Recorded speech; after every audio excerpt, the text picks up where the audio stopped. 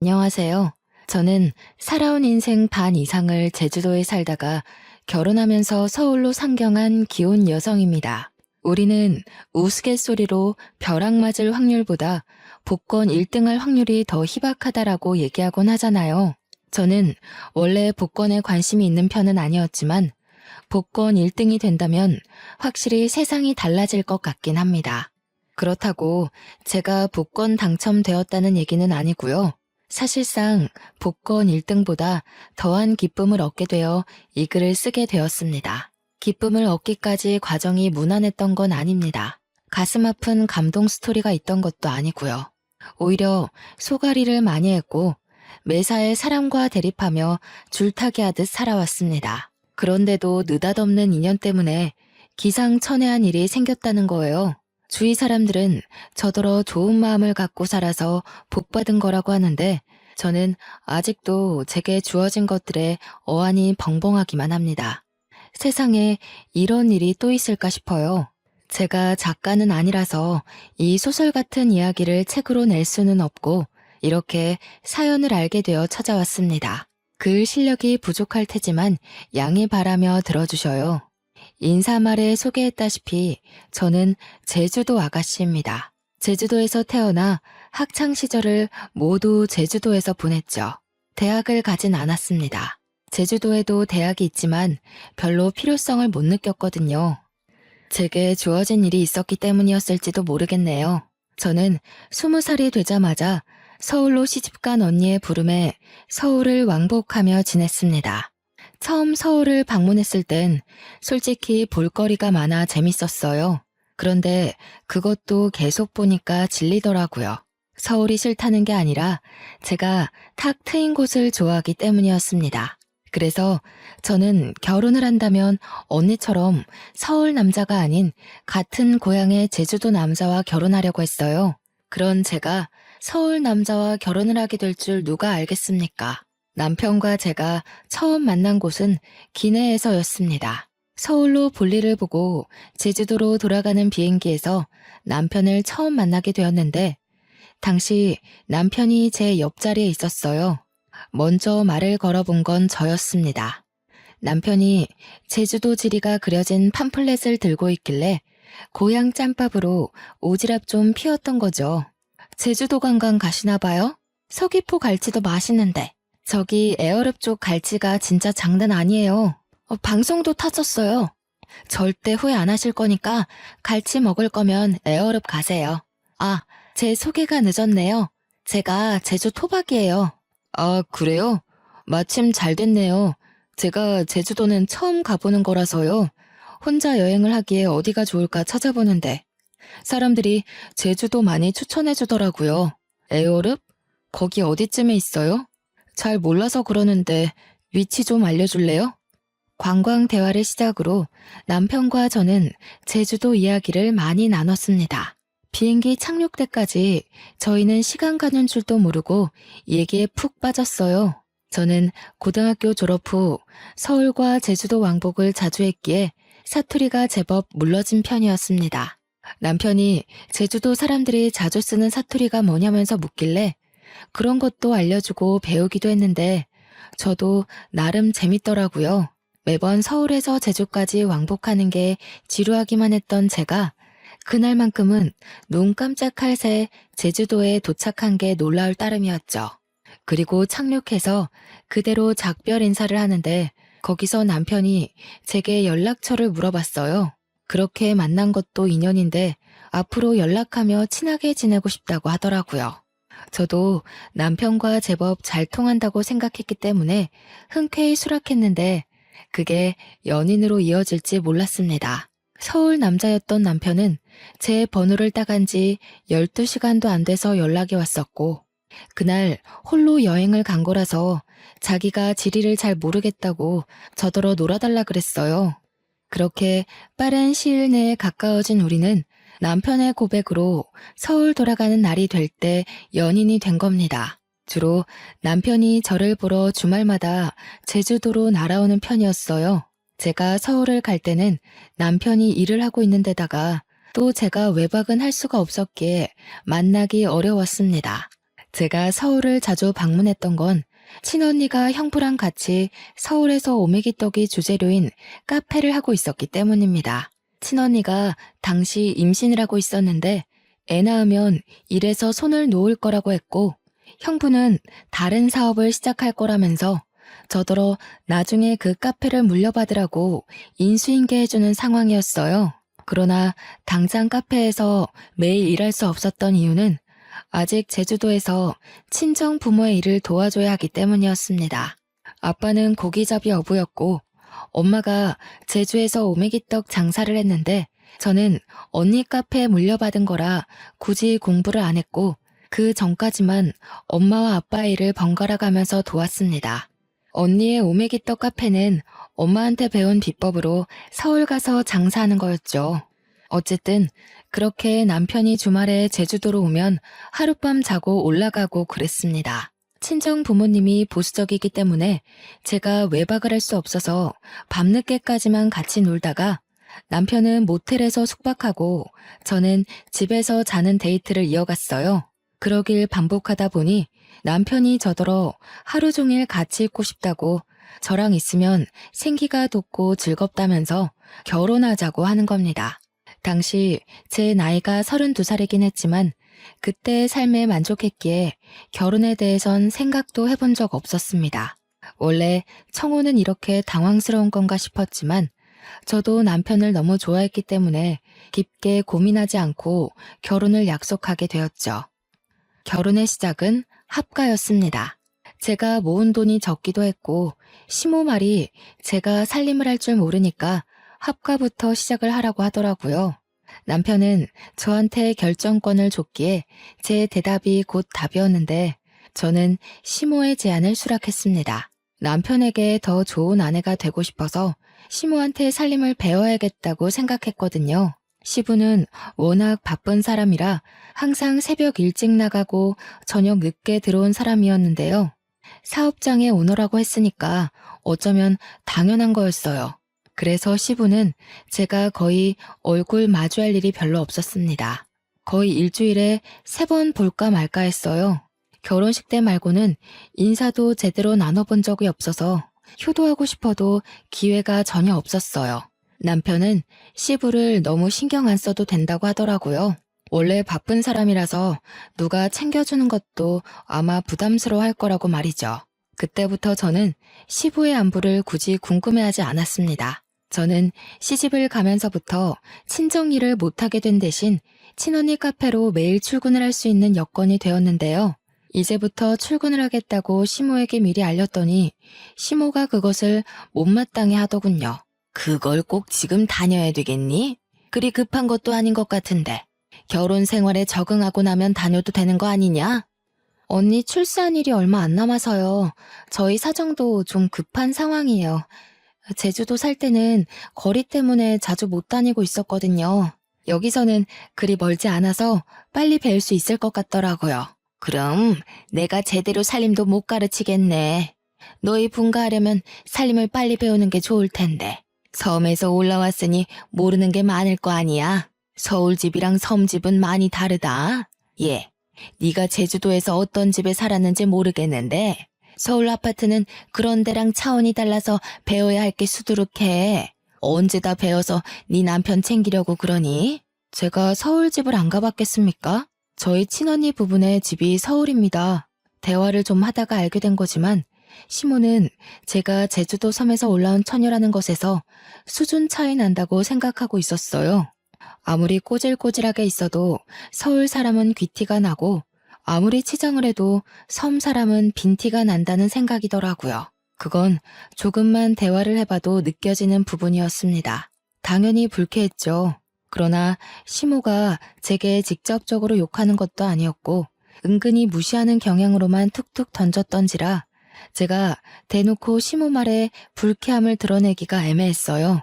그나마 할 수 있었던 건 시모 말에 무조건 굽히고 들어가지 않은 걸로 대신 불편했던 감정을 풀어냈습니다. 예를 들면 제가 카페에 출근하는 걸 막으려는 시모의 제안을 뻔뻔하게 거절했고 시모가 빙빙 둘러서 자기 원하는 대답을 유도하려 할 때 그걸 시종일관 눈치 없는 척 하는 것 정도였습니다. 그럴 때면 시모가 저를 답답해하면서 한 번씩 자기 분에 못 이겨 저를 포기해버리고 말았어요. 그 덕에 다행히 언니 카페에서 출근을 매일 할 수 있었습니다. 남편에게는 시동생이 하나 있는데요. 시동생이 이 시댁에서 좀 남다른 존재더라고요. 남편과 달리 우수인재 축에 속해서 진작에 유학생활을 하고 있었다고 하더군요. 남편은 공부머리가 뛰어나지 않아서 시부가 유학 제안을 했었지만 바로 거절했다고 했고요. 그래서 시댁은 다른 집과 다르게 희한하게도 장남보다 차남이 우대받는 입장이었습니다. 몰랐는데 시모가 제게 촌스럽다고 은근히 돌려서 서울 여자들이랑 비교했던 것처럼 남편한테도 은근히 시동생과 비교를 하지 뭡니까? 넌 내년에 봉급 얼마나 오른다니? 그래도 다닌 지 오래됐는데 이제 좀 확 오를 때 되지 않았나? 그놈의 쥐꼬리만한 월급 때문에 내가 다 답답하던데. 공무원이 올라봤자죠. 엄마가 생각하시는 만큼 오를 리 없으니까 그만 좀 물어보세요. 어차피 저한테 별다른 관심 없으시잖아요. 얘 봐라. 잔소리도 다 어미의 정이야. 내가 진작에 사업 하나 해보라고 했잖니.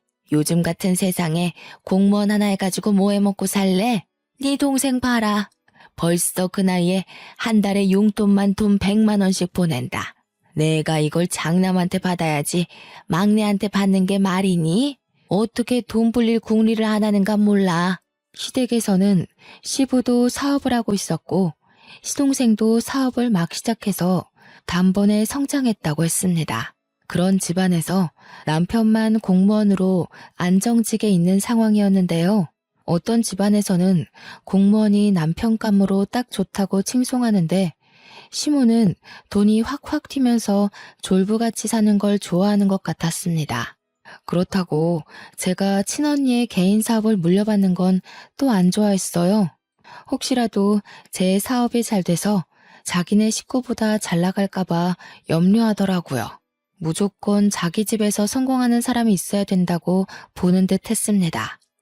남편은 내성이 생긴 건지 시모 말에 대강 대답할 뿐 별다른 감정을 드러내지 않았습니다. 옆에서 듣기만 해도 제가 대신 화가 나는데 정작 당사자가 가만히 있으니 제가 뭐라 나설 수는 없겠더라고요. 그래서 주로 뒤에서 남편을 위로해주기만 했습니다. 어머님 말 너무 신경 쓰지 마. 공무원은 뭐 아무나 되는 줄 아나? 내 친구는 공무원 시험 벌써 3번이나 떨어졌어. 공무원 경쟁률 장난 아닌데 어머님은 아무것도 모르면서. 나 신경 안 써. 원래 저런 사람이야. 나 때문에 당신이 신경 쓰는 것 같은데 당신이야말로 내 걱정은 마. 그래도 걱정해줘서 고마워. 당신이 옆에 있어서 내가 좀 숨 쉬어진다. 남편이 자기는 사춘기를 지나고부터는 시모의 잔소리를 그러려니 체념하고 산다고 했어요. 별로 타격도 없대요. 그러면서 시부가 자기 공무원 꿈을 응원해줬는데 그것만으로 충분하다고 시부는 오히려 사업하는 시동생 걱정으로 마음 졸인다고 했습니다. 시부가 사업을 하는 사람이기에 사업의 위험성을 잘 알고 있어서라고 했어요. 자꾸 이렇게 자리 없는 시동생 얘기가 나오니까 결혼식에서도 본 적 없는 시동생이 문득 궁금해지더라고요. 남편한테 슬쩍 물어봤더니 남편 말로는 시동생이 똑똑한데 얼굴도 자기보다 잘생겨서 잘나긴 했다고 하더군요. 얼마나 잘났길래 시모가 저리 차별을 하는 건가 괜히 샘통이 났습니다. 그렇게 하가 생활 3년이 지났을까요? 그토록 궁금하던 시동생이 귀국한다는 소식이 들려왔어요. 그날은 시댁에서 완전 명절 분위기였습니다. 시동생이 온다니까 저도 들뜨긴 했는데 한편으로는 남편이 걱정되는 겁니다. 시동생이 완전 한국으로 정착하러 온다는데 없는 사람과도 제 남편을 그렇게 차별했잖아요. 그런데 같이 살기까지 하면 얼마나 더 비교를 하겠어요. 불안과 호기심에 저는 그날 카페 일도 안 나가고 시모랑 같이 음식을 준비했습니다.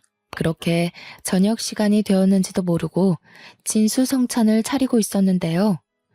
퇴근하고 온 남편을 제가 반기기도 전에 시모가 먼저 잔소리를 해버리지 뭡니까? 너는 좀 일찍 맞춰서 공항까지 동생 좀 태우고 오지. 오늘 네 동생 오는 날이라고 했잖아. 애가 지금 비행기 오래 타서 피곤할 텐데 택시 타고 오는 중이란다. 공무원이 어떻게 일찍 맞춰요? 제가 월차 연차 낸 적은 있어도 어디 마음대로 일찍 퇴근하는 거 봤어요? 지난번에도 말씀드렸던 것 같은데요. 그러니까 말이다.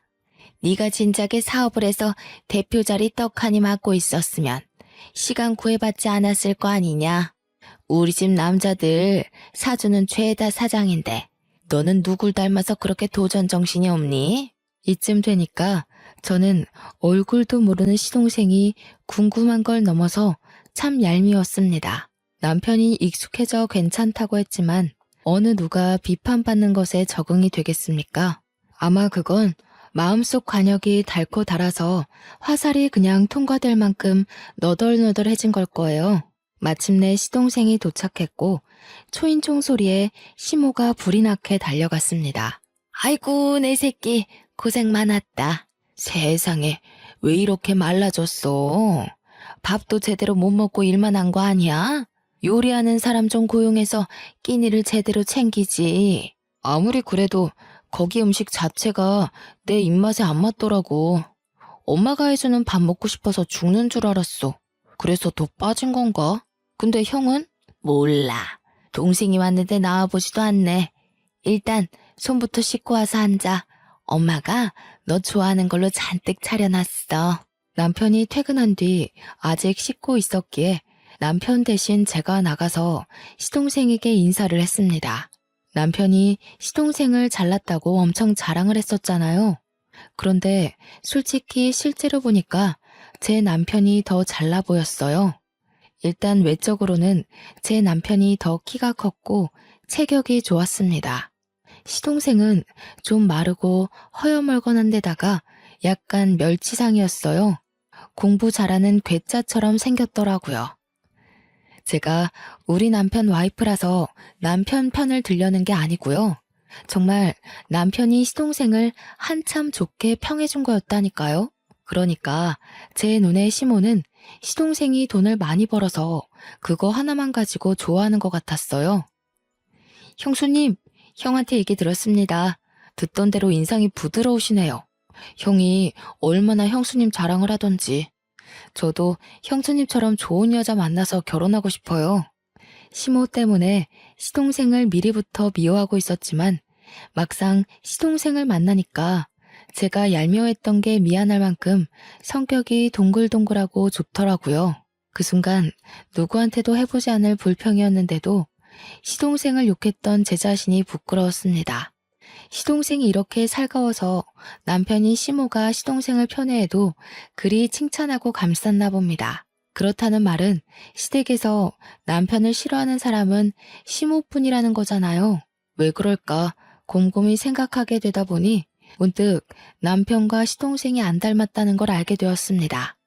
실례인 걸 알지만 저도 모르게 그걸 식사 자리에서 말해버렸더니 분위기가 싸해진 거 아니겠습니까? 질문을 한 건 저인데 당황한 것도 저였습니다. 아무도 제 말에 답을 안 하고 침묵만 흐르던 그때 가장 먼저 입을 연 건 시동생이었어요. 형수님 모르셨구나. 형, 우리 집 얘기 형수한테 말 안 했어? 그래도 결혼까지 했는데 형 사정은 알고 계셔야 되지 않나? 아, 뭐 좋은 일이라고. 나중에 상황 봐서 얘기하려고 했지. 미리 말 못해서 미안해 여보. 내가 밥 먹고 나중에 따로 설명해 주던가 할게. 남편은 그 뒤로 몇 숟가락 뜨지도 않았는데 자리에서 일어나 버렸습니다. 제가 따라서 일어나려 했는데 시동생이 제게 말을 걸더라고요. 남편이 나중에 말해주겠다던 개인 사정 이야기였어요. 듣자 하니 시부가 시모와 결혼 생활을 하는 동안 다른 상간녀를 만나 가진 아이가 남편이라 하더라고요. 그럼에도 시모가 남편을 자식으로 받아들인 건 그 당시 시모는 난임 판정을 받았기 때문이었고 비록 남의 애지만 시부를 무척 사랑했기에 용서하고 남편을 자기 자식으로 인정했다고 했습니다. 그러다 몇 년 뒤 기적처럼 시험관에 성공해 태어난 사람이 바로 시동생이었다고 했어요. 전혀 몰랐던 복잡한 가정사에 저는 남편에게 실수했다는 걸 자각했습니다. 시동생이랑 시모에게 양해를 구하고 얼른 자리에서 일어나 방으로 갔어요. 남편이 무슨 생각을 하고 있는지 고뇌 가득한 얼굴로 침대에 앉아 있더라고요. 남편이 왜 시모에게 그런 취급을 받고 살았는지 알게 되니 남편의 처지가 참 불쌍하다고 느껴졌습니다. 태어났을 뿐인데 세상에 낙인 찍힌 셈이잖아요. 이 사실이 드러날 때마다 얼마나 손가락질을 많이 받았겠습니까? 저는 그 사실을 더 이상 언급하지 않고 남편을 조용히 위로해줬습니다. 남편은 거실에서 자기 얘기하는 게 들렸는지 저더러 미리 말 못해서 미안하다고 하더라고요. 이혼하자고 해도 자기 잘못이니까 받아들이겠다고도 했어요. 당신이 나한테 실수를 한 것도 아닌데 우리가 왜 이혼을 해? 당신 나한테 한 번도 실망시킨 적 없고 남편 노릇 못한 적도 없고 속상하게 한 적도 없었어. 내가 보기엔 적어도 어머님보다는 신이 좋은 사람 같아. 제 위로에 남편이 웃음을 흘렸습니다. 저를 안아주면서 고맙다고 역시 저랑 결혼하길 잘했다고 하더군요. 결혼 전이나 후나 자기를 웃게 하는 사람은 저밖에 없다면서요. 남편과 저는 저희 나름대로 스스로 마음을 보호하면서 지냈는데요. 무슨 중고등학생 양아치 놀이도 아니고 시모뿐만 아니라 시동생까지 문제가 있더라고요. 그동안 멀리 떨어져 있어 몰랐을 뿐 시동생 또한 남편을 은근히 무시하는 경향이 있었습니다. 둥글둥글한 성격으로 보였던 건 사업을 하는 사람이었기 때문에 습관적으로 비즈니스 태도가 배어 있었기 때문이었어요. 한 두세 달 지내다 보니까 완전히 보이더라고요. 아주 자기 엄마랑 똑 닮아선 제 남편에게 형형 거리면서 뻔뻔한 요구를 다 하더라니까요. 형, 이번에 아빠 생신 선물 차 한 대 바꿔드릴까 하는데 돈 좀 보탤 수 있겠어? 나 혼자 해도 괜찮지만 그래도 형제니까 같이 하는 게 좋을 것 같아서. 벌써 아빠 생신이구나. 같이 하면 좋긴 하겠네. 내가 시간이 안 돼서 따로 같이 사러 가주진 못할 것 같다. 얼마 정도 하는데? 아동 비용도 내가 댈게. 우리 사이에 이동 비용은 무슨?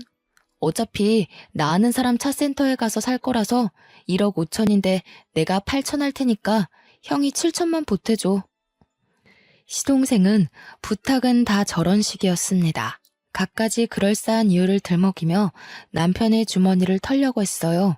그럴 때마다 남편은 할 수 있는 선에선 보탬이 되었지만 저렇게 몇 천이나 보태어야 하는 일엔 매번 고개 숙이며 미안하다고 하는 게 사과하기 일쑤였습니다. 그러면 시동생은 자기 작전에 성공했다는 듯 으쓱거리면서 남편의 사정을 몰랐던 척했어요. 아, 깜빡했다. 형 공무원이지. 요즘 주변에서 억소리 나는 사업주들만 만나다 보니까 형 공무원이라는 걸 생각 못했네. 미안해. 이런 식으로 아주 거만하기 짝이 없게 남편을 놀려주고 떠나더라고요. 시모처럼 대놓고 구박하는 것도 아니고 남편 생각하는 척하면서 교모하게 사람 속을 뒤집어 놓는 거 아니겠어요? 남편 말로는 시동생이 큰돈 만지는 사람이다 보니까 진짜 자신의 주머니의 사정을 깜빡해서 그러는 거라고 생각했는데 제 눈에는 아무리 봐도 시동생의 괘씸한 고의로 보였습니다. 시동생이 오기 전에는 시모 한 명이 남편을 괴롭혔다면 이제는 그 스트레스가 2배가 되어버린 것 아닙니까? 남편은 제가 끼니를 잘 챙겨주고 따로 건강영양제까지 챙기는데도 갈수록 기운이 빠지고 수척해졌습니다. 이게 다 시모랑 시동생 때문이라고 생각했어요. 차라리 저를 괴롭혔으면 좋겠다고 생각할 정도였다니까요. 남편 없을 때는 제게 고나리질하지만 남편이 있기만 하면 시모와 시동생의 목표물은 남편으로 돌아섭니다. 제가 뒤에서 남편에게 위로하고 챙기는 것도 한계가 있었어요. 남편에게 제가 별다른 힘이 되어주지 못하는 것 같자 저는 남편에게 우리 그만 분가를 해보는 게 어떻겠냐고 제안했습니다. 우리 대출 받아서 분가하자. 같이 모으고 있던 돈까지 합치면 작은 집 정도는 구할 수 있잖아. 당신 이렇게 기운 없어지는 거 못 보겠어. 이대로면 나 당신 말도 안 듣고 어머님이랑 도련님한테 싸움 걸지도 몰라. 저는 제주살이를 하면서 어릴 때부터 아빠와 엄마의 직장을 놀이터처럼 놀러 다녔다 보니 진상인 사람들을 익숙하게 봤습니다. 그때마다 제가 부모님 지키겠다고 7살 어린 나이에 어른에게 주먹질을 하고 그랬어요. 그래서 부모님께도 많이 혼이 났었어요. 혹시라도 제가 다른 데 가서 사고를 칠까봐 걱정해서였겠죠. 오랜만에 진상인 사람들 만나니까 과거에 들끓던 에너지가 올라오는지 저는 정말 시무랑 시동생과 다툼을 일으킬 것 같았어요. 남편을 위한 것도 있지만 제가 살기 위해서라도 분가를 하고 싶었습니다. 남편은 생각해보겠다고 하더니 하루 뒤에 바로 긍정적인 답변을 주었어요. 그 뒤론 망설이지 않았습니다. 하루라도 빨리 시모와 시동생을 남편과 떼어놓고 싶어서 저녁 식사 자리에서 얘기를 했어요. 저희가 분가를 하겠다고 시모에게 알리자 역시 예상했던 대로 시모는 돈도 없는 것들이 살림 동낼 생각 있냐고 성질을 부렸습니다. 버는 사람 따로 있고 쓰는 사람 따로 있어? 혹시라도 우리한테 손 벌릴 생각이면 말하라. 지금 애비랑 동생이 돈 잘 번다고 콩고물 좀 떨어지지 않을까 생각하나 본데 절대 그럴 리 없다. 우리가 알아서 할 거니까 엄마는 신경 쓰지 마세요. 손 벌릴 생각 없으니 분가할게요. 아버지한텐 제가 따로 연락드리겠습니다. 왜 그래 형? 내가 와서 불편해서 그래? 그럼 그냥 형이 있어. 내가 따로 독립할게. 형 돈도 없으면서 왜 굳이 바보 같은 짓을 해? 이럴 때면 진짜 나이 거꾸로 먹는 것 같다. 바보? 시동생의 섬나는 발언에 저는 남편의 아내로서 더 이상 듣고만 있을 수 없었습니다. 그래서 저도 모르게 제주살이 하면서 억세졌던 성격이 불쑥 튀어나와 버렸지요. 다들 돈 하나름 쥐어줘 보거나 그런 말씀들 하세요. 맨손에 맨입으로 돈 없네 마네. 남의 주머니 사정 놀리지 마시고요. 그렇게 돈이 많으면 좀 뿌려보시든가요. 그래야 우아하면서 입 벌리고 부러워하기라도 하죠. 맨날 말로만 떵떵거리지 큰 돈 만진다는 게 진짠지 아닌지 알 수가 있나? 뭐라고요? 형수님, 무슨 말씀을 그렇게 하세요?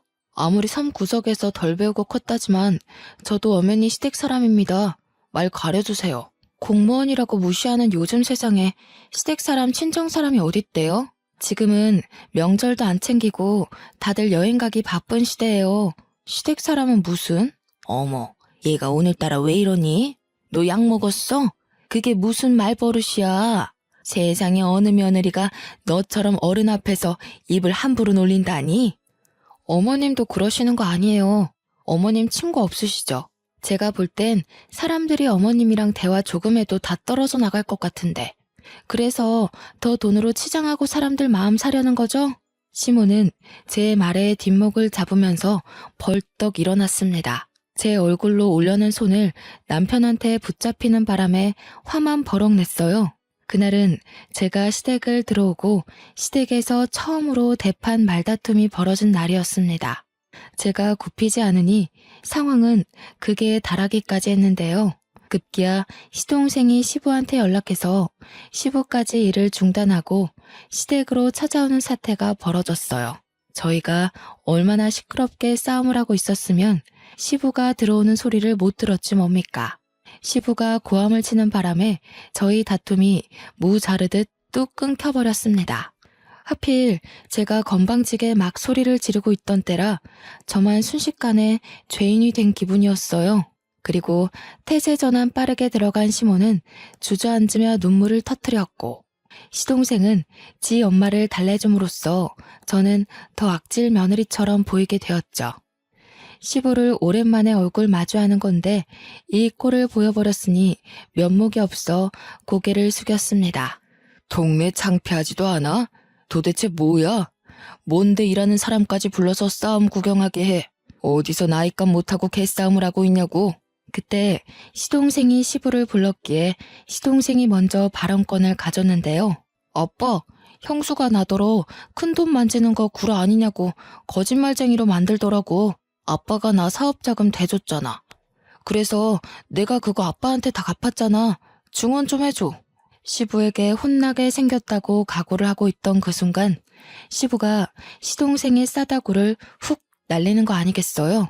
찰진 소리에 모두가 깜짝 놀래서 숨을 죽였고 시모도 우는 척을 관두고 얼른 일어나 시동생을 살폈습니다. 절딱선이 없는 것. 내가 돈으로 잘난 체 하는 일 없도록 하라고 했지. 나는 아들이라고 봐주는 것도 없다. 철없이 굴면 바로 호적에서 제명이야. 어디서 사업하는 사람이 함부로 허세를 부려? 왜 애 얼굴에 손을 대요? 잘못한 건 큰애네인데 왜 우리 애한테 그러냐고요? 당신 매번 우리 애한테만 차별할 때 내가 얼마나 속상한지 알아요? 시끄러워. 다른 사람 변명 다 필요 없다. 도대체 이게 무슨 난리인지 며느리가 얘기해보거라.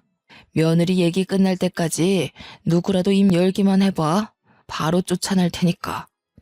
의외였습니다. 제가 마지막까지 악을 지르고 있던 사람이라서 시부가 저를 안 좋게 볼 거라고 생각했거든요. 근데 그게 아니라 시부는 그나마 제가 제3의 입장이라고 생각한 것 같았어요. 그래서 저는 지체 없이 토시 하나 빠뜨리지 않고 있었던 모든 대화들을 말씀드렸습니다. 제가 대학만 안 갔지 기억력 하나는 끝내줬거든요. 그래서 친언니한테 인수인계 받을 때도 기억력이 톡톡히 성과를 내주는 덕에 친언니가 저를 더 믿고 가르치는 거였습니다. 시부가 조용히 하라고 했는데도 제 발언에 반박하려는 시모를 시부가 시선으로 제압했어요. 그러면서 시부가 우리더러 자금을 대줄 테니 분가라는 놀라운 제안을 해줬습니다. 저희를 진작에 분가시킬 생각이었는데 자기 일이 바빴던지라 깜빡했다고 하더라고요. 시모는 그 소리에 배가 아팠는지 날고 기면서 돈 아깝게 왜 우리 돈으로 쟤네 분가를 시키냐고 시부에게 호소했습니다. 당신이 쟤네 속셈은 몰라서 그래요. 우리가 괜히 이러는 줄 알아요?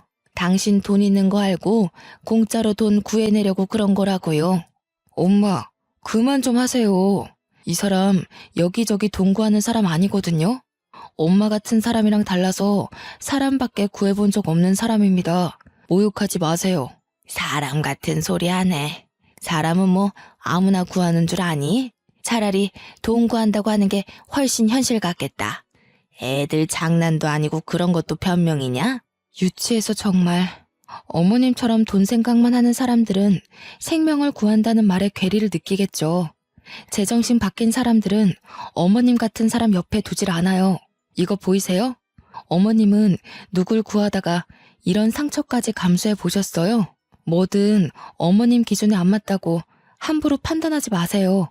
시모에게 눈에는 눈, 이에는 이로 공격하다 보니 저도 모르게 숨겨놨던 흉터를 드러내게 되었습니다. 유치한 다툼인 걸 알지만 시모 화를 복돋는 데는 이만한 공격이 없더라고요. 제 흉터를 보고 시모가 살짝 흠칫하긴 했지만 또 자기만의 해석으로 맞대응을 하려고 했는데요. 그때 시모를 밀치고서 시부가 제 앞을 차지해오는 거 아니겠습니까? 설마 며느리야? 그 상처 어떻게 다친 거야? 어디서? 언제 그렇게 됐어? 너 제주도에서 살았다고 했었지? 설마 그게 그 흉터랑 관련이 있니? 예? 이건 제주도에서 한 13년 전인가?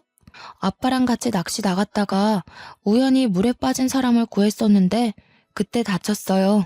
네가 구했다는 사람이 혹시 연령 좀 있는 아줌마였어? 키가 좀 작고 분홍색 셔츠에 빨간 긴 치마를 두르고 있지 않았니?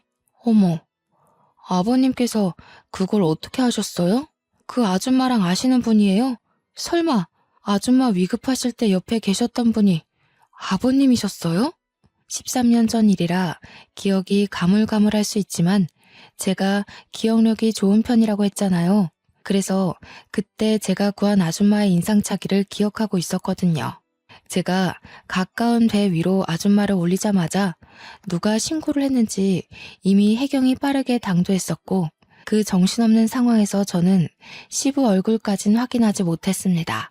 저도 다쳤던지라 해경의 도움을 받아 병원에 가버렸기도 했거든요. 시부는 저의 증언에 충격 먹은 표정을 하고 있더니 곧 제 손을 꼭 잡았습니다. 그 이후 시부가 줄줄줄 얘기해주는 사실에 놀란 건 오히려 저희 쪽이었어요. 알고 보니 제 남편의 친모였던 아줌마가 시한부 인생을 살고 있었는데 유행을 한다고 제주살이를 시작했었대요.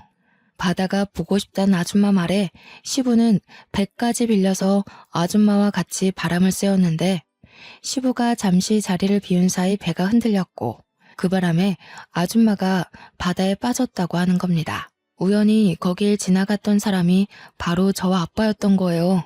아빠랑 배낚시를 하고 있던 저는 당시 고등학생이었는데 제가 먼저 그 상황을 먼저 목격했거든요. 그래서 물에 빠진 아줌마를 보자마자 망설임 없이 뛰어들었어요. 그런데 아줌마를 건져 올리는 과정에서 바위에 세게 부딪히는 바람에 다리에 커다란 생채기를 내고 말았죠. 피가 뚝뚝 떨어지는 와중에도 저는 사람을 구하느라 정신이 없었고 뒤늦게 달려온 아빠가 제 다리를 살폈습니다. 그 상황에서 아마 시부는 아줌마를 살리기 위해 인공호흡을 하고 있었던 걸로 기억해요. 정신이 없던 와중에도 시부는 제 다리에 난 상처를 유심히 보았나 봅니다. 시간이 흘렀는데도 상처를 보고 단번에 기억을 떠올리다니. 그 당시 제가 아줌마를 살렸지만 원래 아줌마는 시한부였기 때문에 4달 후 사망했다고 합니다. 그러면서 아줌마가 죽기 전에 자기를 살렸던 저를 꼭 만나고자 했다고 방방곡곡 찾으려고 했다는 거 있죠.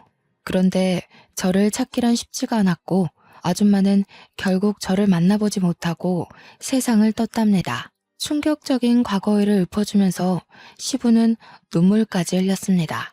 내가 너를 얼마나 찾았는데 이렇게 바로 옆에 있는 줄도 몰랐구나. 내가 지질이도 바보였다. 며느리로 둔 지 수년째인데 이 사실을 이제 알다니.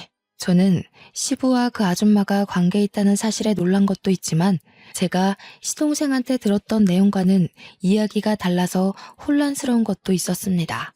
그러니까 시부의 상간녀 스토리는 제대로 알고 보니 시모가 전부 거짓말로 지어낸 스토리였어요. 원래는 시부가 시모가 아닌 아줌마랑 먼저 혼인한 사이였는데 이미 몸이 안 좋은 채로 결혼을 강행했던지라 아줌마는 일부러 시부와 혼인신고는 하지 않았다고 했고 아이를 낳고서 더 악화된 건강 때문에 제주도를 가게 되었다고 합니다. 그리고 제주살이 한 지 한 달 만에 그 사고를 당해 아줌마의 컨디션은 급속도로 저조했다고 해요. 자기의 죽음을 예감한 아줌마는 시부한테 빌게 된 소원이 하나 있었는데 그게 바로 시부의 재혼이라고 했답니다. 시부와 아줌마는 서로 많이 사랑하는 사이여서 아줌마가 시부 혼자 남겨진 걸 가장 걱정했대요. 그래서 꼭 재혼을 했으면 좋겠다고 했다지 뭡니까. 시부가 서류상에는 첫 결혼으로 보이겠지만 사실상 시모와 재혼을 했던 거였습니다. 시부는 아줌마의 마지막 소원을 들어주기 위해서 당시 아줌마의 요양보호사로 있던 시모와 계약 결혼을 했고 아줌마는 그걸로 이제 시부 걱정 않고 마음 편히 눈을 감았다고 했어요. 이 사실은 남편도 처음 듣는 것 같았습니다. 한 여고생이 물에 빠진 자기 친모를 살렸다는 얘기를 시부한테 들은 적 있었던 남편은 그게 저라는 사실에 그저 벙쪄 있었더라고요. 그리고 다른 의미로 시모랑 시동생도 충격을 먹은 채 입을 다물고 있었어요. 그러니까 결과적으로 지금 제게 시모인 저 사람이 아줌마의 요양보호사라는 거잖아요. 대단한 사모님인 척 하던 저 아줌마가 원래는 우리 남편처럼 월급쟁이였다는 거 아닙니까? 어이없어서 웃음이 나왔는데 이런 뒷이야기는 시동생도 처음 알았나 봅니다. 자기 출생 비밀과 출신이 생각보다 형편없다고 생각했는지 자기 엄마한테 분노를 느끼고 있었어요. 사실상 손가락질 받아야 할 사람이 우리 남편 쪽이 아니라 자신 쪽이라는 사실을 자각한 것 같더라고요. 시동생은 시모한테 불같이 화내면서 따지고 있었습니다. 그러거나 말거나 저랑 시부와 남편은 시모 쪽과는 다른 세상에 있었어요. 아무래도 먼저 간 정은 엄마가 너를 알고 며느리로 들인 게 아닌가 싶어. 어떻게 이런 인연이 다 있을 수 있니? 내가 어떻게 이리 소중한 사람을 몰라봤을까? 아니야, 아버님. 저는 할 일을 했을 뿐인걸요. 아줌마가 살아계셨다면 좋았을 것을. 그래도 아버님 말씀하시는 거 들어보니까 아줌마가 정말 좋으신 분이었다는 게 느껴져요. 고맙구나. 내가 이제 먼저 간 정은 엄마한테 얼굴 들 수 있겠어. 그리고 사돈댁에도 곧 인사를 드리러 가야겠다. 내 은인이 우리 집에 들어왔는데 내가 이대로 가만히 있을 수가 없지. 여전히 당황스러운 전개였지만 사실을 받아들인 저는 오히려 아줌마가 돌아가신 것에 유감을 표했습니다. 그리고 시부는 제게 만나면 꼭 보상할 거라 기다리고 있었다면서 잠깐 방에 들어갔다 나오셨는데요. 손에 쥐고 온 건 다름 아닌 통장이었습니다. 돌아가신 아줌마의 유언이기도 하다면서 저에게 그 통장을 주더라고요. 그게 아줌마 사업장을 정리하고 남은 돈의 일부라는데 아줌마 말로는 꼭 자신의 은인에게 답례를 하고 싶어 했다고 했어요. 얼떨떨하게 받은 그 통장을 열어보는 순간 저는 소스라치게 놀라서 다시 시부에게 통장을 돌려줬습니다. 소소한 답례라기엔 너무 큰 돈이었거든요. 회사의 오너였다는 아줌마가 제게 일부만 남겼다는 그 유산은 무려 31억 원이었습니다. 한 번도 본 적 없던 숫자이기도 했고 너무 큰 돈이라 받을 수 없다고 바로 돌려줬는데 시부는 너무 완강했어요. 13년 전부터 이미 이 통장은 제 돈이었다고 자신은 주인을 찾아줬을 뿐이라고 하더라고요. 손이 떨리는 액수였지만 시부의 대쪽 같은 부탁에 저는 결국 그걸 받게 되었고 시모는 조용히 숨지고 있더니 제가 통장을 받자 갑자기 배가 아파서 죽으려고 하더군요. 시모는 곧 시부한테 이혼 요구 당했어요. 아마 제가 그대로 일러바친 발언들을 믿어주는 듯 했습니다. 제가 거짓말할 사람은 아니라는 걸 시부가 알아봐준 덕일 겁니다. 결국 시부모는 이혼을 했어요. 시부가 소송 비용 드리고 싶지 않으니 조용히 도장 찍으라고 하는 걸 저와 남편은 곁에서 구경했습니다. 시모의 초라한 처지를 보고 있자니 남편 복수가 완벽하게 된 기분이라 시원했어요. 그리고 시동생은 시부의 씨를 받은 몸이라서 시부가 시동생이 갖고 있는 사업장만 주는 걸로 하고 집에서는 내쫓겼습니다. 그날이 시댁 사람들과 처음 다툰 날이었는데 그게 마지막 다툼이 되어버린 셈이었네요. 저와 남편은 굳이 분가를 하지 않고 시부를 모시고 살게 되었어요. 시부가 자기는 신경 안 써도 된다고 했는데 제가 합가 생활하면서 시부 생활 패턴을 봐왔기에 시부만 두고 분가를 할 수는 없었습니다. 시부는 밥도 잘 안 챙겨 먹고 회사에서도 대충 직원들이 챙겨주는 샌드위치나 김밥 같은 것만 드시더라고요. 그래서 제가 도시락을 챙겨드려야겠다는 생각으로 남게 되었어요. 시부는 처음에 저더러 고생스럽게 왜 그러냐고 하지 말라고 했는데 제가 고집을 꺾지 않으니 어느 순간부턴 도시락을 꼬박꼬박 챙겨가시더라고요. 그 때문인지 과거에는 저녁 식사 때 함께한 적 없던 시부가 요즘은 저녁 식사 시간에 맞춰서 퇴근을 하고 오십니다. 제가 분위기를 좀 잘 띄우는 타입인데요. 남편과 시부 앞에서 며느리 노릇 아내 노릇 톡톡히 하면서도 제 성격을 그대로 드러나니까 가끔은 시부가 개그맨이 따로 없다고 하세요. 칭찬인지 모르겠지만 시부랑 남편이 웃는 게 좋으니까 좋게 생각하려고요. 그리고 저는 31억 받은 돈에 손을 조금 댔는데요. 친정 부모님께 집을 하나 해줬고 언니랑 형부네에도 집 하나 해줬고 남은 돈은 적금 들어놓았어요. 제가 원했던 결혼 생활이 어떤 모습인지 한 번도 생각해 본 적 없지만 다시 생각을 해보라고 한다면 딱 지금이 아닐까 싶습니다. 주위에 모난 사람 하나 없어서 그런지 세상을 바라보는 게 제 시선이 아주 둥글둥글하네요. 앞으로 손자, 손녀가 생긴다면 제 결혼 생활이 완벽하게 즐겁지 않을까 생각합니다. 다른 거 바라는 거 없고 그저 우리 식구들 전부 몸 건강, 마음 건강하게 잘 지내길 바랄 뿐이에요. 제 복권 1등 같은 사연 어떠셨나요? 이거 복권 당첨이라고 해도 되겠죠? 저희 식구가 받은 행운처럼 제 사연 듣고 계시는 청취자분들께서도 돈벼락 떨어지길 바랍니다. 감사합니다.